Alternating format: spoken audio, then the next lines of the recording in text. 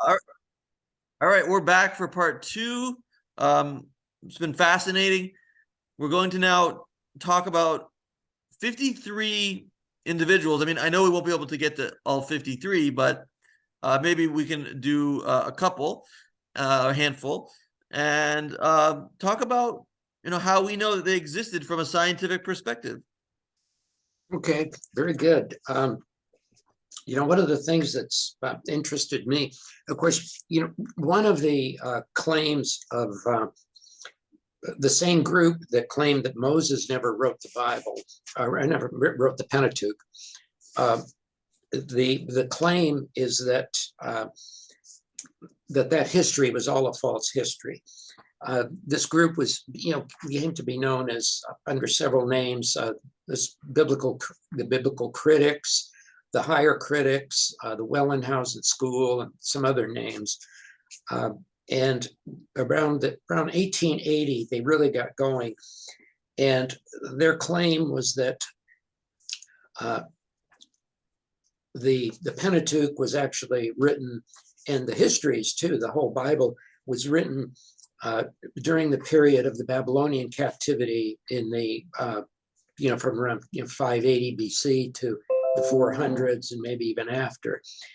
And that, this was created as a way of keeping the Jewish community together in Babylon, giving them, all the exiles that had been sent there, after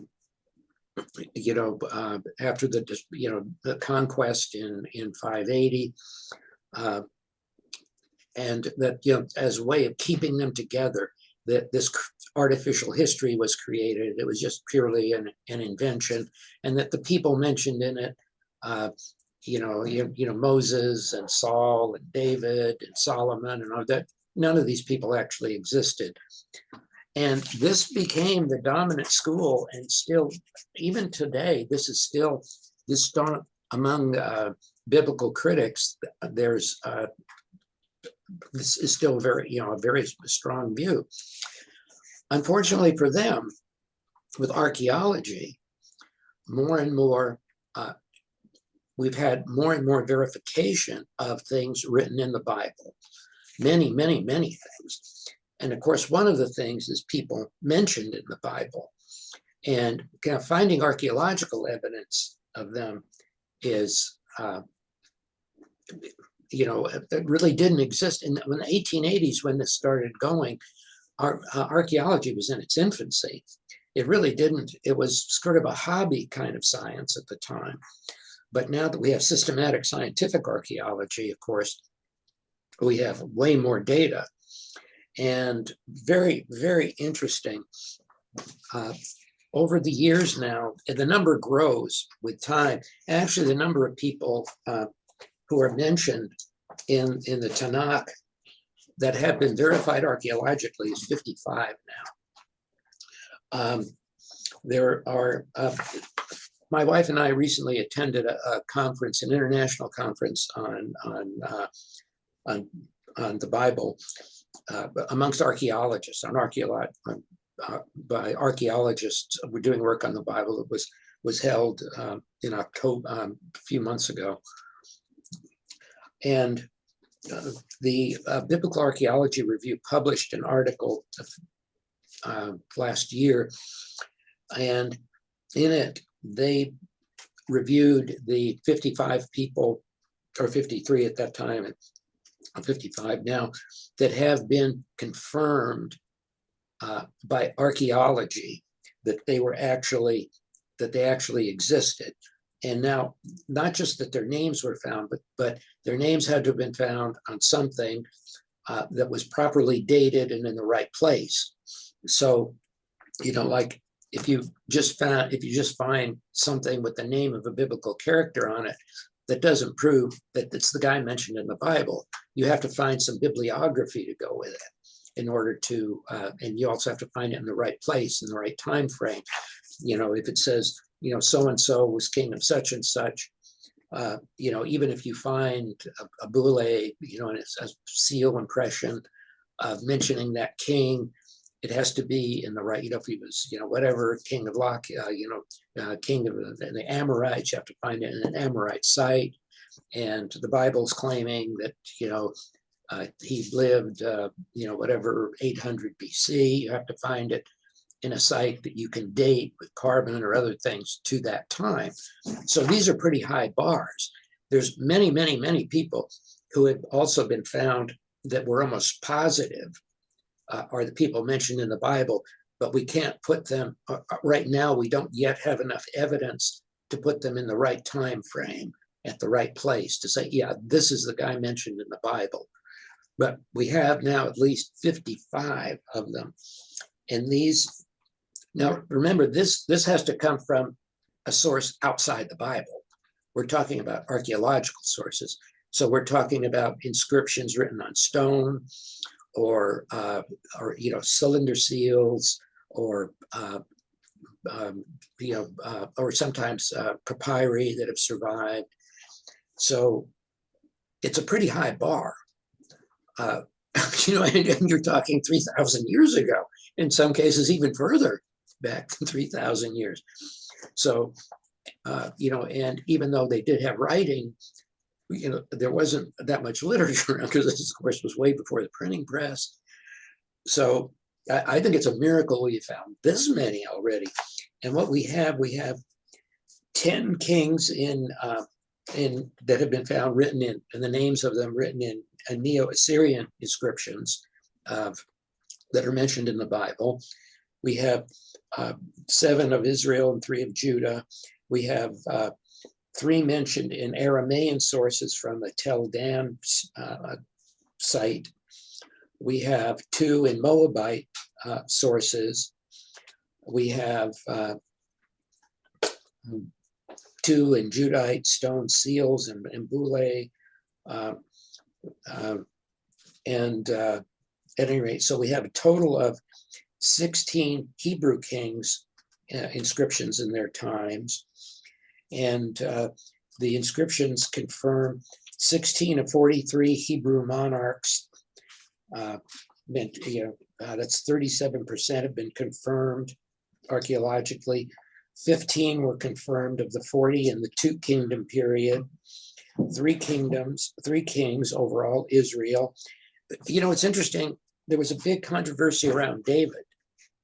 Did King David ever exist? And did he have an empire, and so on? And one of the way the critics were arguing that David never existed was, well, if King David really existed, and if he had an empire, surely by now we should have found some inscription somewhere mentioning him. Well, the claim was made into the 1980s. Well, then lo and behold, the first one was found. And then it was argued about, well, it's not, that this is a misinterpretation. It isn't really the King David of the Bible. Well, since then we have found 2 more from non-Jewish sources, from, non-Israelite sources. So we know absolutely King David existed. He existed at the time the Bible says he did. And there's a lot of archaeology, around King David. One of the things that really tickled me was, the Bible talks about King David's palace, from where he watched Bathsheba, and his palace had never been found. And again, one of the arguments was, well, this was made up, that, King David didn't exist. He didn't have a palace. Well, lo and behold, in Jerusalem, they did finally find, in the 1990s, they found King David's palace. But it was quite small. It wasn't a very impressive building. So then the argument became, well, the Bible exaggerated, the Jews at this time or the Israelites at this time didn't really have this big kingdom. They didn't have all of Israel, part of Egypt and part of Syria, part of Lebanon, all of Lebanon, part of Saudi Arabia, all of Jordan. That just wasn't true. And part of what proved this was this little tiny palace that was David's palace. Well, what they found was that, David's palace was built right on the old Jerusalem, the old city, is on like a bluff. And has very steep sides. I mean, you've all seen pictures of it, I'm sure. I've been there. I've been there. Yeah. And what they found was that most of the palace had fallen off the bluff. That, with time, bluffs get smaller with time because, they erode. And so down below, they found the rest of the palace, and it was a big palace, and it was David's, and it was in the right time frame. So archaeology, with this just tickles me. I mean, every Jew is familiar with the city of David. We know exactly where it is. We have always known exactly where it is. We have thousands of people who can directly trace their lineage to King David. In fact, this is one of the qualifications for someone to be the Messiah. We know, based on not archaeology, but based on genealogy, and any genealogist worth their salt will attest to this, that the Bible is their source of information. When you're tracing someone back as far as possible, the Bible takes over. I've spoken to many genealogists. They rely on the Bible. They rely on the names of the people in the Bible to trace people's lineage back as far as they can. So there's archaeology, there's also genealogy, which is very strong for the existence of King David. We have thousands of Jews who, in writing, tell you who their father was and who their father was, all the way going back to King David. The evidence for King David is everywhere. Oh, yeah, yes. Interestingly, too, now, that with genetic studies, now they have been able to identify the lineage of the Kohanim. And, I thought that was really interesting. So a lot of people with the name Cohen and so on, it turns out, yeah, genetically, we can, their ancestry can be traced right back to the time of the Bible. The Kohanim, which is the priests, they have a special gene that no other Jew has, and it's required to be a Kohen in order to serve in the temple. So Jews are meticulous, making sure they know who is a Kohen and who is not a Kohen, and indisputable in our records of who was a Kohen and who was not a Kohen. It's very clear. It's interesting that one of the criticisms too of the minimalists was that, well, the prediction that the temple would be rebuilt was ridiculous, because one of the requirements is that you would have had to have the Kohanim to be priests, and there was no way of knowing who the modern Kohanim were. Well, they were wrong, and now we do. Now we know who the modern Kohanim are, and because of the genealogical test, right? Yes, because of genetic testing, we know. But everybody has a tradition in their family of whether they're Kohen or not. And we actually call people up to the Torah to read. Only the Kohen and the Levite can read the first two portions in the Torah reading.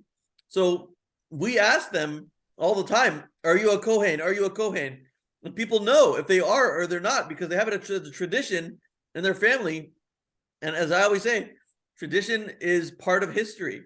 A lot of history is built on the foundation of tradition. And traditions are so strong within the Jewish people. People have no idea how strong it is.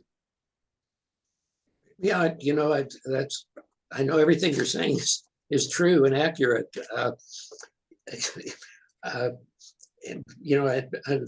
think wonderful. Again, it just goes to support. I can't. It's so hard for me to see that there's still so much resistance to this. So many people don't want to believe when the evidence is so strong. Here's a list of the 25 Gentile monarchs confirmed in approximately 100 of the 160 that are mentioned in the Bible so far. Now, this is what had been identified so far archaeologically. 5 Egyptian kings, 5 Assyrian kings, 5 Persian kings, Shishak, Tiglath-Pileser III, Cyrus II the Great, Egyptian pharaoh, Shalmaneser V, Darius the First, Tarquin, Sargon II, Xerxes, Necho, Sennacherib, Artaxerxes, Hophra, Esarhaddon, Darius II, Aram Damascus, Hadadezer, Merodach Baladan. There's some of these people that were are mentioned in the Bible that have been identified that were so obscure. I don't have it in front of me now, but there was one particular person who was, like from the time of Isaiah, who it was just mentioned he was the king's, it was a very obscure thing. Servant, something like Yeah, that. yeah.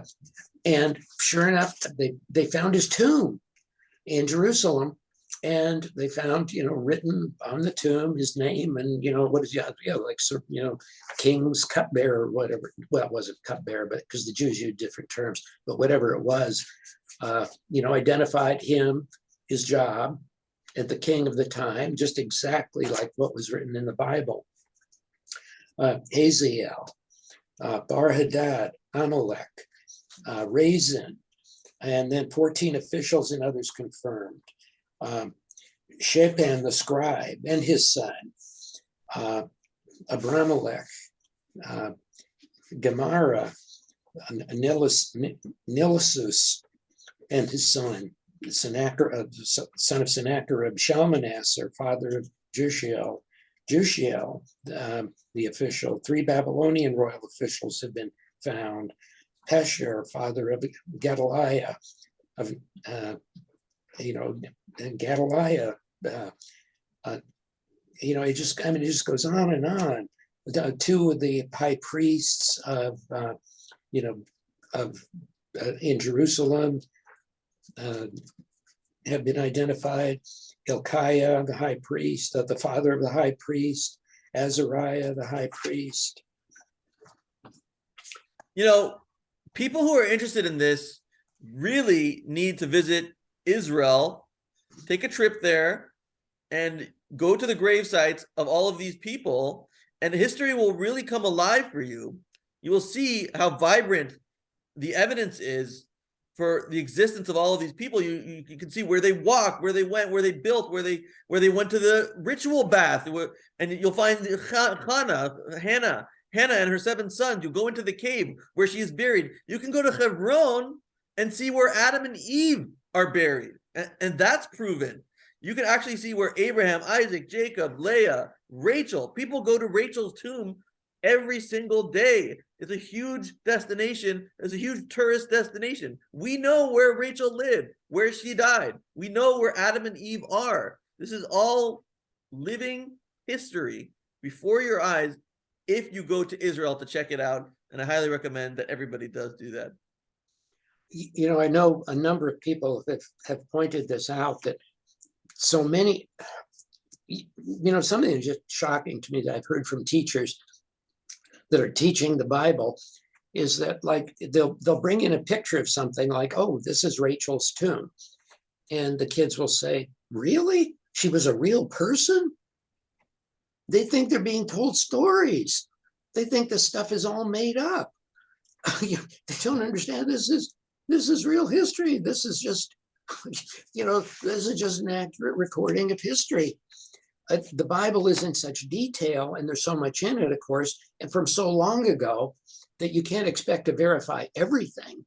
But we have enough verified to really, I think, argue beyond a shadow of a doubt that the rest of the things that are in the Bible that we haven't yet found archaeological evidence for, some sort of physical evidence for, should be accepted at face value. I mean, even if you take US history from a couple of 100 years ago, I mean, there's many people, you'd have a very difficult time finding that they, if you claim they didn't exist. I don't know if you claim Daniel Boone didn't exist or something. No doubt there are people that claim things like that. But you go back and try and prove that no, Daniel Boone ever existed. It's difficult. Yeah, yeah. And we're talking thousands of years ago here, not practically within our lifetimes.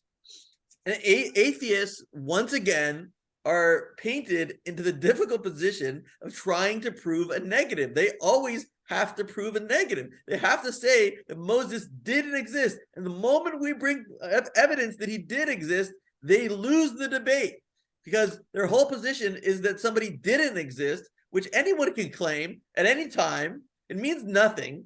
And as soon as we bring evidence that they do exist, the debate is over. It's over.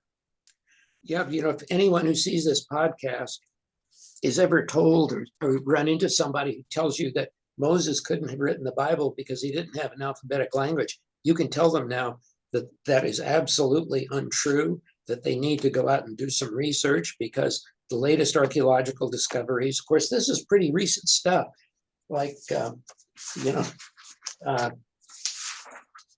this I just got on the 13th.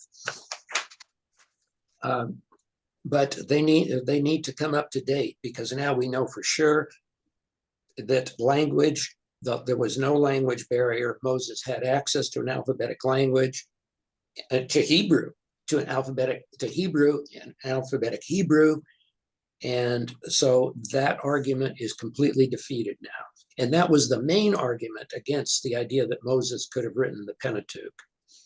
And what they're saying is just ridiculous. I mean, to say that the Bible is written in 500 to 300 BCE, that's the time the Talmud was written. And the Talmud quotes the Bible ad nauseum. It quotes the Bible all the time. That was the time of according to real history, the time of the Talmud, which is certainly way after the giving of the Bible. And I mean, it quotes the Bible all the time. It's ridiculous. That's a great argument in and of itself. Because these things, like you talk about how, the Jews are really into tradition. Well, how in the world could the Jews have had these traditions if they didn't have the Torah? What were they going to base them on? What traditions? It's like, now if you took a group of Americans and, told them, oh, by the way, you guys are the descendants of a group of Japanese fishermen, well, really? Well, why don't we celebrate Japanese holidays or something? Why do we celebrate Christian holidays or whatever? That's not our tradition. So the Jews were already, we know in Babylon, from the writings we have from Babylon, that date from Babylon, that they were already celebrating the high holidays. And as you point out, there are all these other traditions, about a diet and so on, and just general living and washing and so on, that were there, that were already there and established. What would they have been if it was written in but around 500, 480, whatever? How in the world can we have these writings from 550 and so on, where in the Talmud? How could we have these things in the Talmud if that wasn't already an established tradition that everybody knew it? You show them imagine showing this to people, telling them, oh, well, now you have to, do this and that and the other thing. And it'd be like, what? Why am I doing this? How do you get 3 million people to accept 613 commandments that restrict absolutely every aspect of their lives if there was no revelation? If there's no revelation, why would anybody believe it? It makes no sense. Why would an entire people come to believe and practice this religion, which is so restrictive, if there was no revelation? And we don't just believe that Moses wrote the Bible. We believe that Moses wrote the Bible with divine inspiration, and we prove that in many ways, but one of them being the obligation to lay the land fallow in the 7th year of the Shemitah cycle, which only a creator of the world could command, because the Bible is claiming that you're going to have enough food from the 6th year through the 7th year through the 8th year. And who can promise such a thing other than God himself? And I just want to point that out, that it's not just about Moses. This is about revelation from God. Great point. And, especially when you think of what they were competing with. Think about, and this is true in Christianity too. In the Hebrew temple, okay, you've got, you've got your practices. And you think about what's going on in the Temple of Baal and the and the Temple of Ashtoreth and their competitors. Okay, let me see. We can go here and we can sing and pray and spend some time in fellowship, or we can go over to the Temple of Baal and get drunk and have sex, and have a riotous time. Man, that's pretty hard to compete with. For most people. Yeah. So yeah, oh yeah, plus all these other restrictions. Yeah, you can't do this, you can't do that. Hey, but go over to the Temple of Baal. Hey, they got all these girls and musicians and drugs. Oh, rock and roll and drinks, hey, have a party. It's really, and to me, it's amazing that well, we have had tremendous assimilation, and it goes on until today, that the Jewish people are still wooed and impressed with the secular lifestyle of, there's no tomorrow and drugs, sex, and rock and roll. Well, we still have people assimilating into that kind of lifestyle, but there's also the Orthodox Jews that are keeping the law the way it was practiced for 3,000-4,000 years, and we still exist, and we're practicing with the same fringes and the same tefillin that we wrap and the same kosher that have existed since the revelation at Sinai, and we haven't changed a bit. It's all based on the same rabbis. We have to follow the same rabbis, and there's a precedent, and as each generation goes along, they have less and less authority. So it's never, the people at the top are never questioned, because nobody can argue with a previous generation. So we are still keeping the commandments as they were explained in the Talmud in 300 BCE. And we're still keeping them exactly the way that they were then. And those people were, we know, extremely pious, extremely dedicated to the traditions that came from Moses, and we trace back their names. We know the exact names of who had the Masorah. In other words, who had the tradition from Moses until Gamliel, who you believe in, from Rabbi Gamliel. We know their names. We know the names of the people that trace their lineage back to Moses. There's no question about it. In Judaism, there's no question about it. Anyway. Again, I agree with you completely. I think that, one of the proofs of the existence of God is the things you're talking about. How could, if these things weren't true, how could you have this devotion? And also, if you didn't have divine intervention, how in the world could the Jews have survived all this time? That has always been a good proof. Every other empire is gone, and most of them set out to destroy the Jewish people, and the Jews are still here, and they are not. There's no Babylonian Empire, but the Jews are still here after what they tried to do to us. It's miracles upon miracles. It's interesting. I had a conversation with a guy who was doing some work for me. He's an African-American guy, and he was talking about slavery and, about, the tradition of slavery and, and so on. And not to go into a lot of detail, but at any rate, I pointed out to him that, the Jews have been through 6 periods of slavery, 6, starting with the Egyptian as the first. And the last one ended in 1945, by the way. Really? You stop and think, well, in Europe, under the Nazis, you had slave labor, going on. Yeah. That was the worst, probably worse than anything the Babylonians or the Hittites did. I mean, probably the worst period of slavery that the Jewish people ever went through was 1938 to 1945. Yeah, but that was worse than slavery. That was mass extermination. Yes, slavery unto death. Yeah. The only release from it was death. And you couldn't even survive. It was just a question of how long you lived before you died of starvation and abuse. But somehow, just somehow, I don't know. Well, I mean, the only explanation is divine intervention.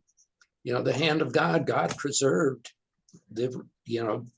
So just for 1 minute, just a couple minutes, if you could talk about what some atheists have said on my channel, that there's no evidence that the Jews, or what you'd call the Israelites, were in Egypt and were redeemed from Egypt, that event has no archaeological basis. But I've spoken to you about it, and you said there absolutely is an archaeological basis.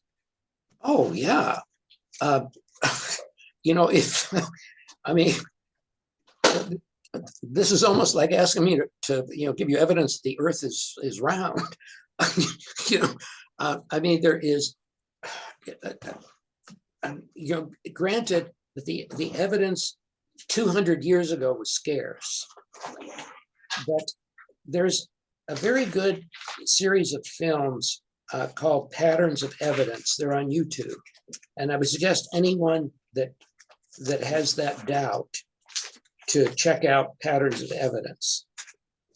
And I mean, there is not only, first of all, the city of Ramses has been found, and there's a huge amount of archaeology around it. The Joseph's burial site, his original burial site in Israel, in Egypt, before he was taken back to Israel during the Exodus, has been found. His compound, the burial site of his brothers. We have so much evidence. We have, the written evidence of the written account from Egyptians of the plagues of Moses in the Ipuar papyrus. And then there's another stela too, besides the Ipuar papyrus. Now we have two written sources from the Egyptians, talking about the plagues of the Exodus. To go through the evidence for it, you'd really need like 2-3 unit courses in college, because there are tons and tons of evidence, and as time goes on, the evidence becomes stronger and stronger and stronger. And as I said, just as anyone who doubts it, and part of the reason, again, Patterns of Evidence presents a slightly different timeline. One of the things that's argued against the Exodus is the timing, but Patterns of Evidence shows that there have been errors in the timing, and that actually that pushing it back to I think what corresponds to what's in your tradition now is where the archaeological evidence has been pushing it back to. But at any rate, we know where Joseph was buried. In 2022, this tomb was attacked by Palestinians, and it's well known. I mean, in Israel, everything is so clear when you get to Israel. You have to go to Israel. I think if there's one message from this, you have to go to Israel, and you will see where everyone was buried and where they walked. You will see everything. And the history will just come alive before your eyes. Joseph's original burial spot was in Egypt. Of course, he was removed from there and taken to Israel to be reburied. But we have the site. We have Joseph's tomb in Israel. I mean, in Egypt, the original tomb that he was buried in. We have it. Yeah. I just want to correct myself. In April 2020, 222, 100 Palestinians stormed the tomb, but I seem to remember there was an attack in the 90s as well, but it's well established, where Joseph was buried. And that dates back right until the Exodus from Egypt. So, I mean, to me, that's strong evidence that the Exodus happened. Yeah, they're of course, and then for of course, not only did we have evidence in Egypt of the Israelite presence in Egypt, but then we have, the other evidence of the trail of the Exodus, going down to Mount Sinai and so on.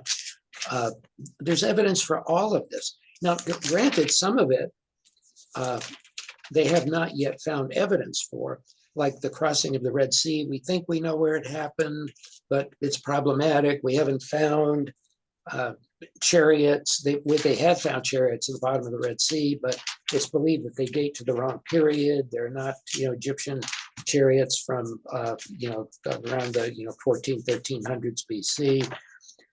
But evidence of absence in archaeology, they're saying absence of evidence is not evidence of absence. Yeah. That's trying to prove a negative. To prove a negative. And as far as I think one important point is that as far as the wanderings in the desert, which some claim there's no evidence of remnants and dropped items, but there was an entire tribe, I believe it was done, that was tasked with the job of picking up any lost objects that may have fallen. So it makes sense with the biblical narrative that there is nothing that was left behind, because they were meticulous, according to the biblical narrative, about picking up anything that could have been lost and being like a lost and found. So anyway, that's just, and whatever they did, what could have been there could be covered with sediment, again, evidence.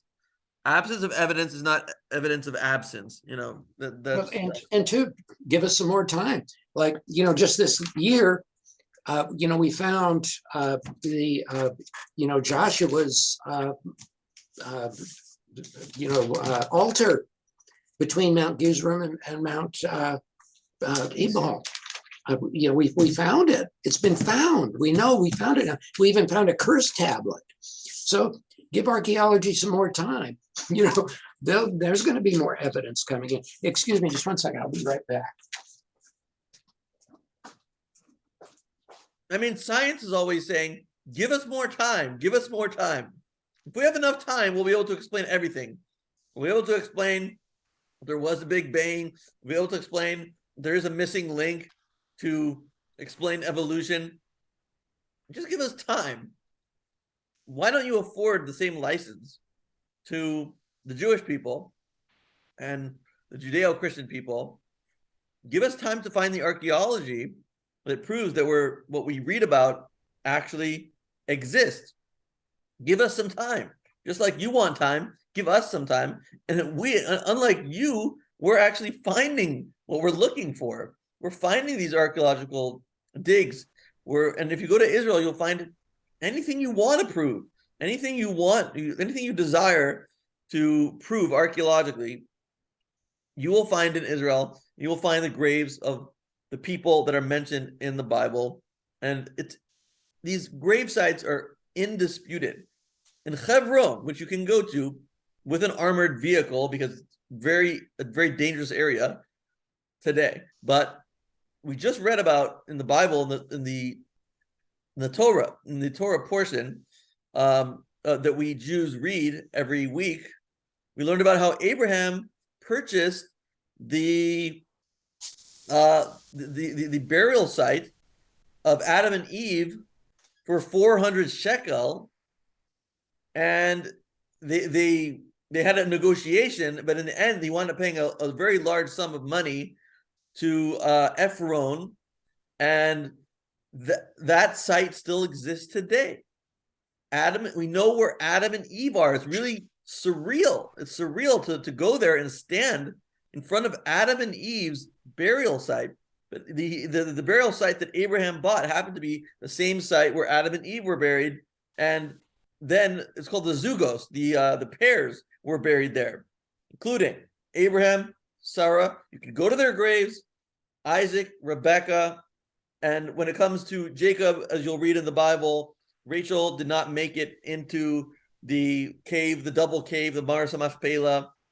She was buried on along the way, and you can visit her tomb as well. It's just really comes alive when you go to Israel, and you can just visit all these places. Actually, I haven't yet, or we've done that yet, but that's one of the things that's on my bucket list. I really would like to visit Israel. Oh, you absolutely have to. If you want to be a student of history, the history is there like nowhere else. Yes. And they've even found a mountain that has burn marks at its peak, at its top, which they think might be Mount Sinai. They think they might have found Mount Sinai, which is very interesting.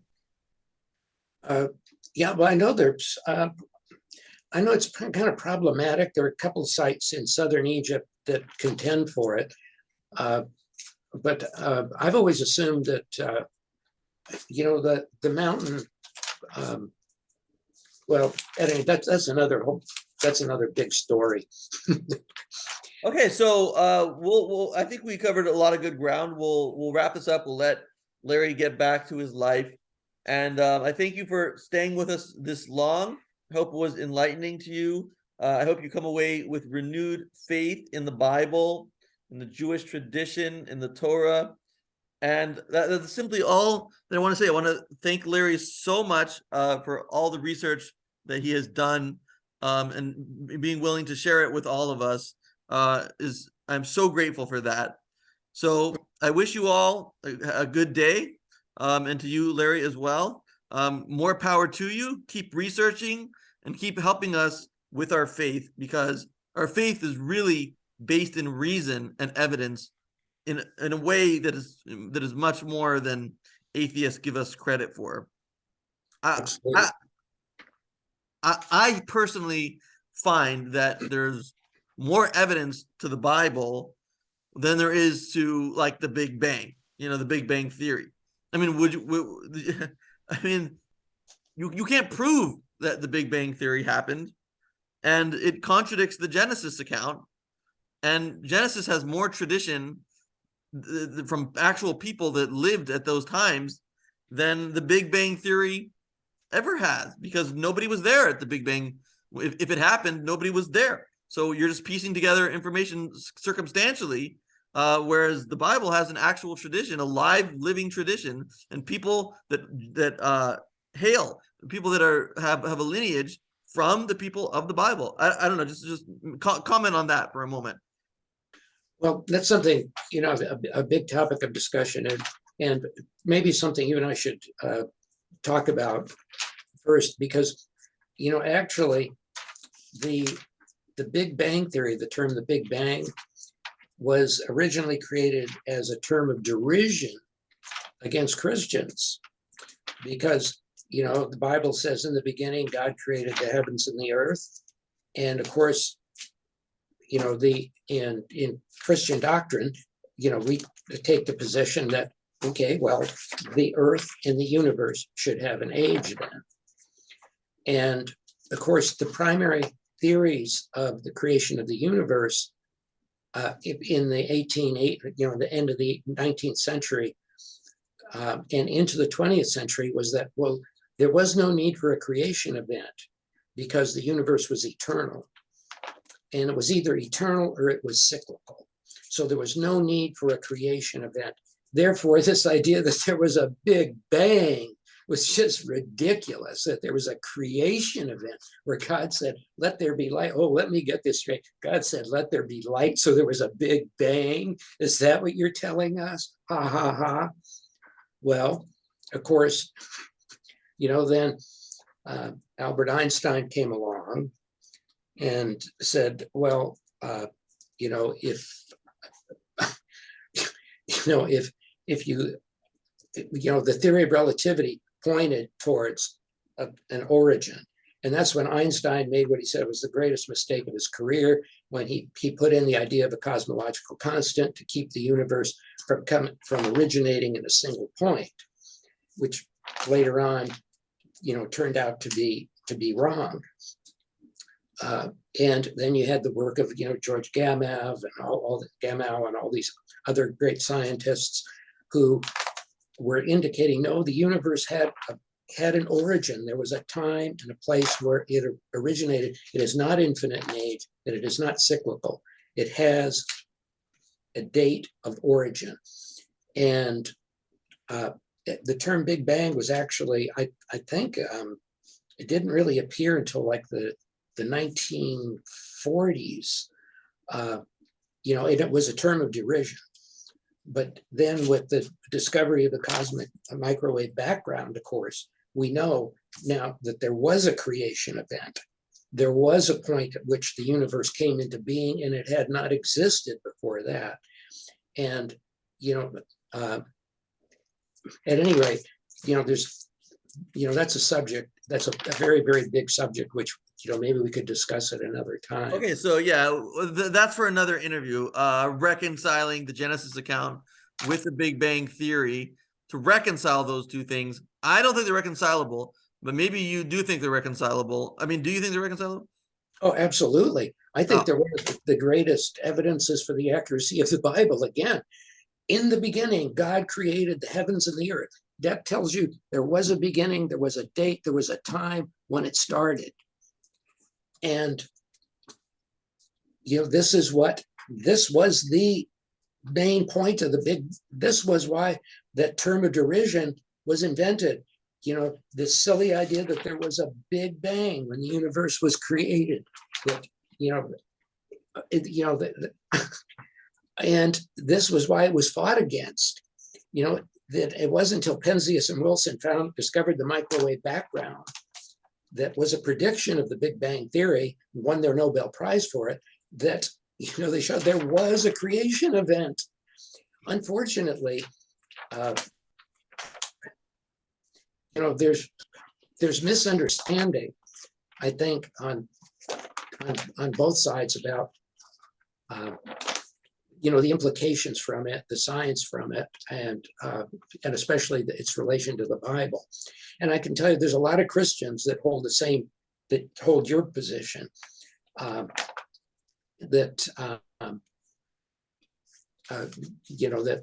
they dispute.